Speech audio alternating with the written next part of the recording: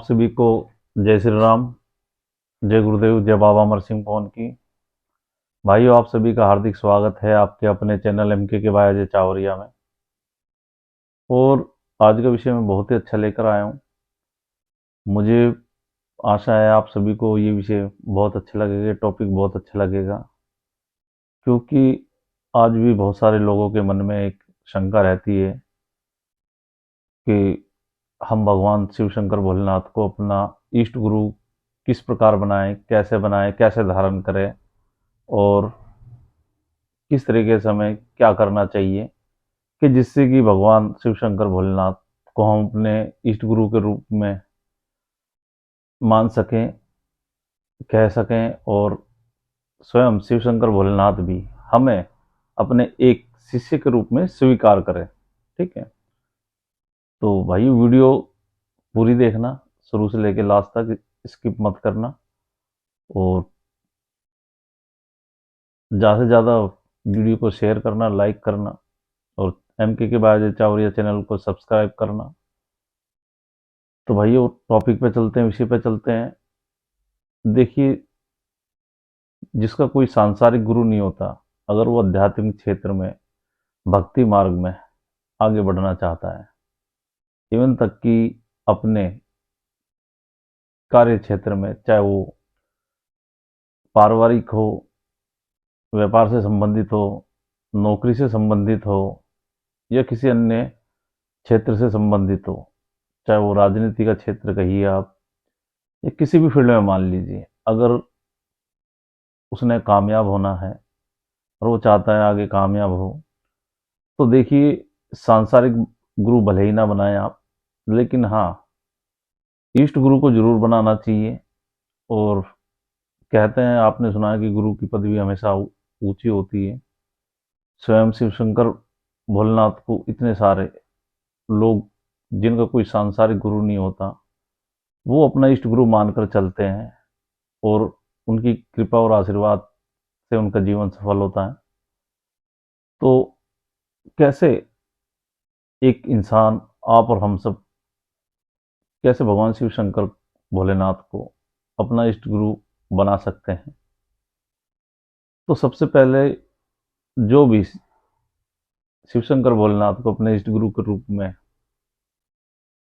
धारण करना चाहता है, मानना चाहता है, उसको देखिए, हालांकि भाई यूट्यूब पे और इंस्टा पे बहुत सारे विद्वान हैं, बहुत सारे संत आचार्य हैं, एस्ट्रोलॉजर हैं, सबकी अनेकों वीडियो भरी पड़ी है।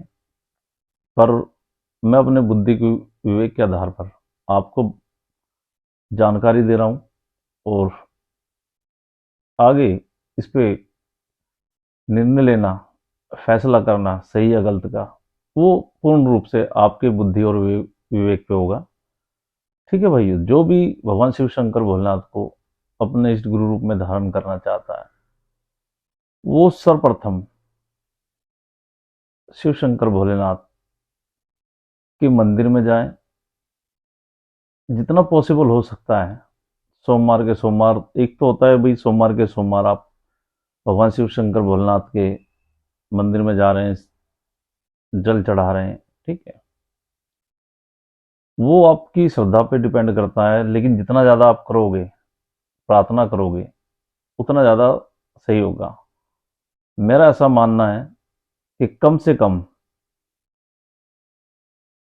16 सोमवार, या 11, 21, 31 दिन कंटिन्यू आपने शिव शंकर भोलेनाथ के मंदिर में जाना है, जल चढ़ाना है, बेलपत्र वगैरह चढ़ाना है, और शिव शंकर भोलेनाथ से प्रार्थना करनी है कि भाई, शिव शंकर भोलेनाथ है भगवान, है महादेव, कि मैं आपको अपने इष्ट गुरु के रूप में मानना चाहता हूँ, बनाना चाहता हूँ, कृपया आप भी मुझे अपने शिष्य के रूप में स्वीकार करें। आपने जब भी जाना है, यही प्रार्थना करनी है। और इसी के साथ साथ आपने भगवान शिव शंकर भोलेनाथ का जो नंदी बताया गया है, बैल बताया गया है, नंदी महाराज,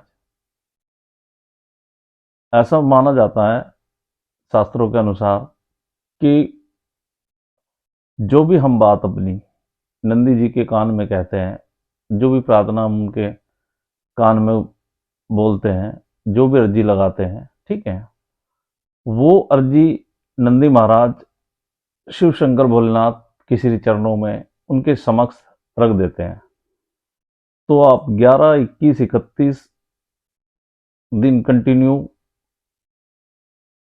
भगवान शिव शंकर भोलेनाथ के मंदिर में जल चढ़ाएं और जो भी आपसे भोग प्रसाद बनता है वो चढ़ाएं, और साथ साथ नंदी महाराज से उनके कान में अपनी प्रार्थना कहें कि है नंदी महाराज, मैं शिव शंकर भोलेनाथ के श्री चरणों में रहना चाहता हूँ और उनको अपने इष्ट गुरु रूप में मानना चाहता हूँ, और आपसे मेरी प्रार्थना है कि आप कहें शिव शंकर भोलेनाथ जी को कि वो भी मुझे अपने शिष्य के रूप में स्वीकार करें और मुझ पे, मेरे परिवार पे अपनी कृपा व आशीर्वाद रखें।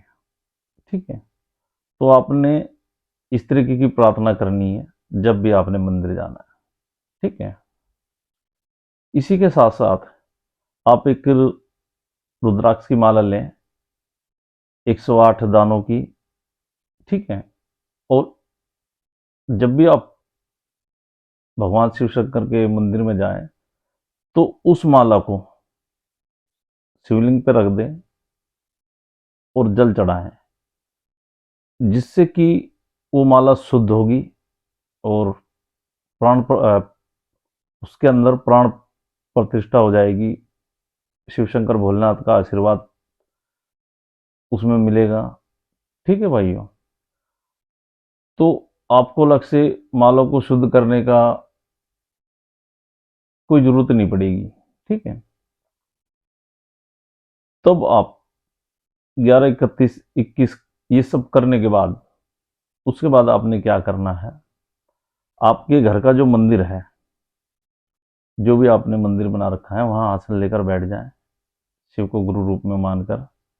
ठीक है, और अपनी आंखें बंद करके और भगवान शिव शंकर से बोले, मानसिक रूप से आपने बोलना है। ऐसा नहीं है कि हम आंखें खुली हों हमारी और हमारी जो जीभ के माध्यम से हम बोल रहे हों। मानसिक रूप मतलब आपकी मुंह नहीं हिलना चाहिए, जीभ नहीं हिलनी चाहिए, और मन ही मन में बोलना है आपको। मानसिक रूप से आराम से बैठकर अपनी आंखें बंद करके मानसिक रूप से आपने शिव शंकर भोलेनाथ से प्रार्थना करनी है और बोलना है कि हे भगवान शिव, मैं आपसे मेरा गुरु बनने का अनुरोध कर रहा हूँ। ठीक है, कृपया मुझे आप अपने शिष्य के रूप में स्वीकार करें। 3 बार कहें ये। ठीक है, उसके बाद अपने दोनों हाथों को ऊपर आसमान की तरफ कर कर, ठीक है, आपने घोषणा करनी है। और वो घोषणा किस प्रकार करनी है, ठीक है, आपने दोनों हाथ अपने ब्रह्मांड की ओर उठाकर, यानी कि आकाश की तरफ कर कर आप देखें, और 3 बार आपने घोषणा करनी है और कहना है कि शिव मेरे गुरु हैं और मैं उनका शिष्य हूँ। शिव मेरे गुरु हैं और मैं उनका शिष्य हूँ। शिव मेरे गुरु हैं और मैं उनका शिष्य हूँ। यथास्तु घोषणा दर्ज हो। ठीक है, और फिर आपने भगवान शिव शंकर भोलेनाथ का एक जयकारा लगा देना है, हर हर महादेव।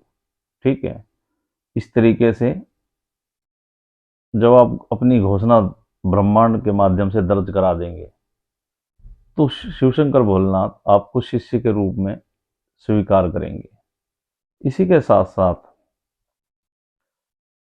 ऐसा माना जाता है कि जब भी आप इस प्रकार से कार्य करते हैं और प्रार्थना करते हैं, तो शास्त्रों में भी ऐसा बताया गया है कि वही शिव शंकर भोलेनाथ जी तो भोले हैं, देवों के देव हैं, महादेव हैं, और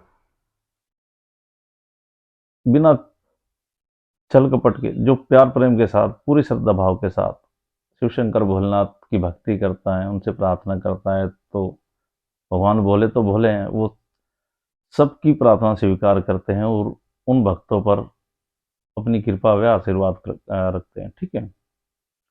और जब भी आप किसी भी कार्य की शुरुआत करने जाएं, तो उस कार्य की शुरुआत करने से पहले शिव शंकर भोलेनाथ से प्रार्थना करें और शिव शंकर भोलेनाथ को अपना साक्षी बनाएं और कहें, हे भगवान शिव, आप मेरे गुरु हैं और मैं आपका शिष्य हूँ। आपको साक्षी मानकर मैं ये कार्य करने जा रहा हूँ। ठीक है। इस कार्य की सफलता के लिए मुझे आप देवीय सहायता और सुरक्षा प्रदान करें। ठीक है भाई, मेरी बातों को बड़े ध्यान से समझने की कोशिश करना और बातों की, शब्दों की परिभाषा, शब्दों की मीनिंग और शब्दों के भाव समझने की कोशिश करना। क्या आपने भगवान शिव शंकर भोलेनाथ को साक्षी बनाकर ये बोलना है कि आप, मैं ये कार्य करने जा रहा हूँ, आप इस कार्य की सफलता के लिए मुझे देवीय सहायता और सुरक्षा प्रदान करें और अपने आशीर्वाद और कृपा करें। ठीक है। तो इस प्रकार आपका पूरा कार्य संपन्न हो जाता है। ठीक है।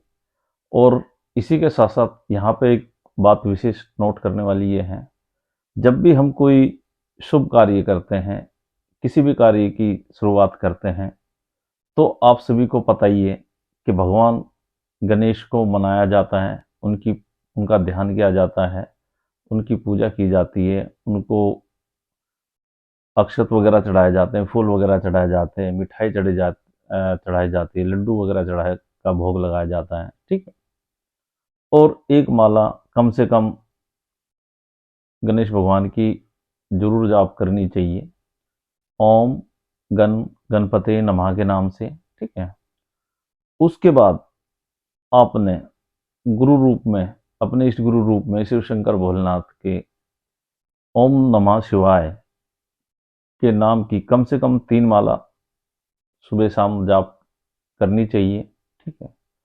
और जिस प्रकार कोई भी हम कार्य करते हैं या कहीं भी हम आते जाते हैं, तो गुरु रूप में हम गुरु का नाम लेकर चलते हैं, गुरु को मान कर चलते हैं और गुरु से प्रार्थना करके चलते हैं किसी भी कार्य से पहले, किसी भी काम से पहले। तो आपने इस प्रकार ये सब करना है। तो इससे आप भगवान शिव शंकर भोलेनाथ को अपने इष्ट गुरु के रूप में धारण कर पाएंगे और स्वयं शिव शंकर भोलेनाथ भी आपको अपने शिष्य के रूप में धारण करेंगे। तो दोस्तों, मुझे आशा है आपको मेरे विचार और ये वीडियो का विषय और टॉपिक अच्छा लगेगा, और इस वीडियो को आप ज़्यादा से ज़्यादा प्यार दें, लाइक करें और MK के बायाजी चावरिया चैनल को सब्सक्राइब करें। जय बाबा जी की।